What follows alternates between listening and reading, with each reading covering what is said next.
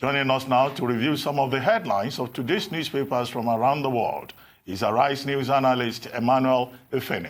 Good morning, Emmanuel. Good morning, Ruben. Yes. Good morning, Tunde. Good morning, Leila. How was the weekend? Yeah. Good. Mine was okay. Now, let's start with these day newspapers. How was your own weekend?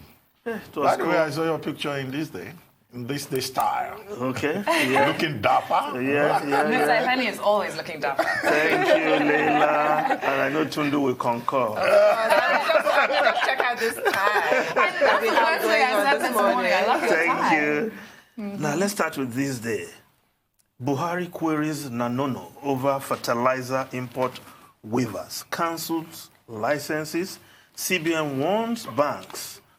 Forex dealers against violation of fertilizer initiative. Yes, the Minister of Agriculture, Alhaji Sabo Nanono, is being queried by the presidency for giving waivers to some companies to import fertilizer into the country against government policy of trying to develop local capacity. We have capacity.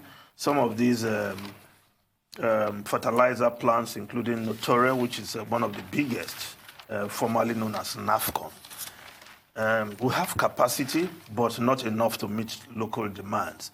The minister, in his personal wisdom, I want to say now, because you have to follow government policy if you're a minister of the Federal Republic, felt that there was some shortfall, local production unable to meet the demand.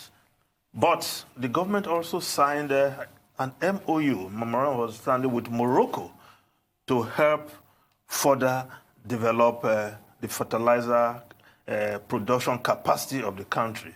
So how the minister is working out of government's policy is what this query is all about, no matter the good intentions of the minister. This is not the same minister that said there is no hunger in Nigeria. Yes. I think it's the same minister. Well, that's by the way. But in any case, I think that the president has done the right thing by querying the fertilizer import waivers. The major problem that Nigeria has had with waivers, either it's fertilizer or any other item, or even customs duties, waivers at the port, is that, waivers have always been abused.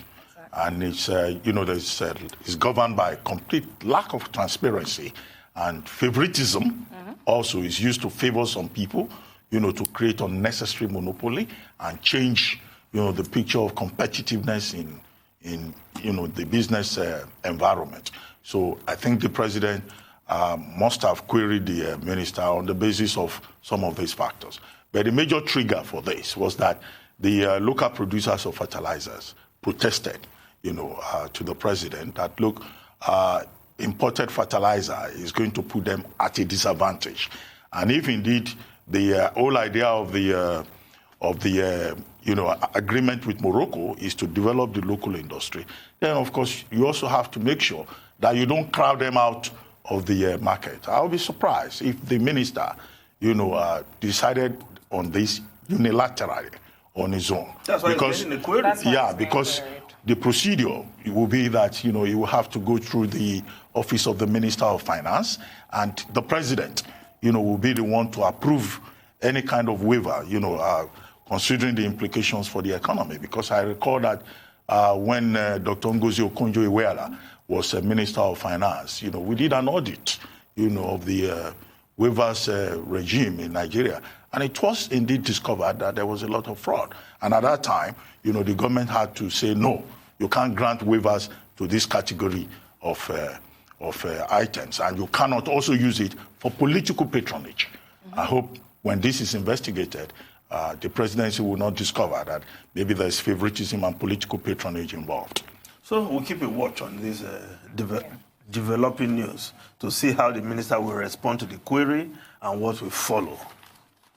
Now, let's go to other stories. The Nation newspaper. Adeboye leads march as Christians protest killings. Nationwide prayer walk in cities. Man with explosive held in Winners Chapel.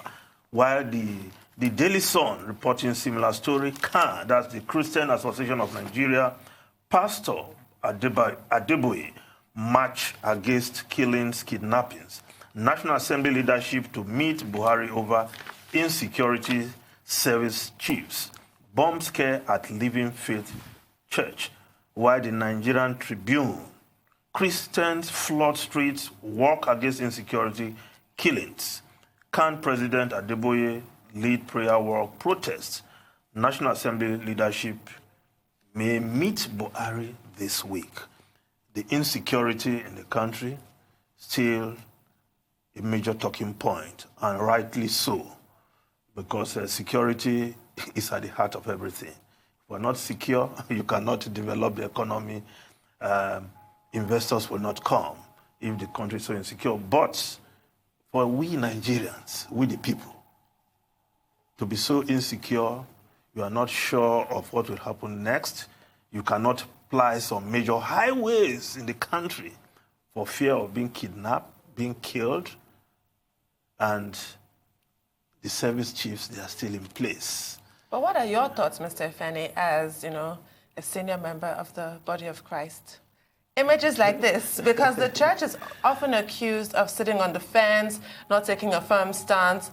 What has made the church come out like this? It must be quite severe. Yeah. Well, one, Christians were being targeted, although some people would not like to hear that in the presidency. Priests, pastors, priests in training have been targeted. And yes, we don't want a situation where these insurgents will have their heart's desire of having Christians and Muslims fighting one another. But the president and the government must move quickly. But those insurgents are not Muslims, let's face it. No, but what they want, they're doing is what they want, what they are working towards is to see Muslims and Christians fight. But we need to stress that they're not Muslims. They are not. We really need to stress that fact. Yes. But what the Christian Association of Nigeria had to do, well, to make their, some people don't even want to call it protest. They say it's a walk, but it's a protest. It is. Yeah, it is a protest. At least to make their feelings known, perhaps speaking. These guys have been speaking from the pulpit. Reverend Kuka has been speaking, and he was attacked by the president's spokespersons. Religious rascality was Well, I think the point should be made that, yes, Christians have been targeted a lot. In the eastern part of Nigeria, we've had so many cases of Catholic priests being abducted and murdered. And on many occasions, you've had Catholic priests, either in Enugu State or in Anambra State, going onto the streets to protest in their official garments. And also, Christmas Eve, we had the case of 11 Christians being beheaded. We have had the case of the chairman of the Christian Association of Nigeria in Michigan local government also being beheaded. We have had the case of seminarians being abducted, and one of them, was also killed. We've had the case of Mrs. Bola Ataga, the wife of a medical doctor, who is also a Christian. And the Christian university who was abducted. So many cases like that. 10-year-old. And it would appear, even if the government says there's no case of religious persecution in Nigeria, that Christians are being targeted. Yeah. And we have made the point that a group of criminals who seem to have adopted a strategy to pitch Christians against Muslims in Nigeria, knowing that with the 50-50 divide between Christians and Muslims, a religious war will have very serious implications for national unity and the integrity of the territory that we know as Nigeria. However, it was interesting to see Pastor Adeboye, leading this prayer walk, as he calls it, but it's a protest march. And we would like to see more Christian leaders stand up for the congregation. And I hope that those who criticize, Christian leaders for, like yourself too, for being more interested in collecting tithes, will see that, I'm not entitled to tithe because I'm not a full-time pastor. The reality of Nigeria, well, you'll get there. The reality of Nigeria now is that we're seeing the church becoming committed, standing up for the congregation. So beyond tithes, the church and other religious bodies, they have a role to play to say that every life matters, which was, Pastor Adeboye's main point. Yes, both Muslim and Christian. But I think for clarity's sake, Ruben, I think we should clarify. Targeting Christians and Christians being persecuted, I think they are two different things.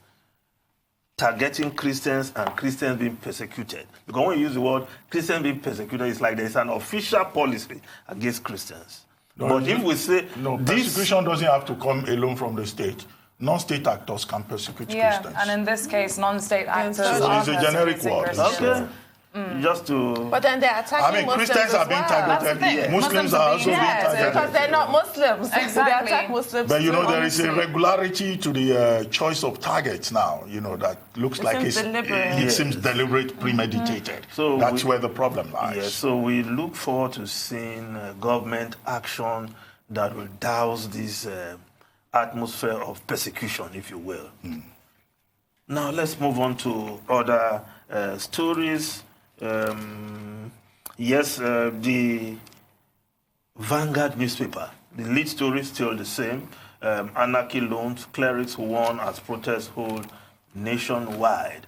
Above the masthead, the situation in Lagos, Okada ban. Police arrest 40 violators, impound 188 Okadas, 78 tricycles. And they're rolling out 65 buses today, as we heard this morning. But what exactly is that going to do? How does that compensate? I thought that rollout should have been done much earlier. Yeah. You put the ban. Exactly. Yeah. 65 buses with the promise that more buses will be on the roads. Which roads? Thank you. Traffic congestion. We will spend more hours on the way, Honestly.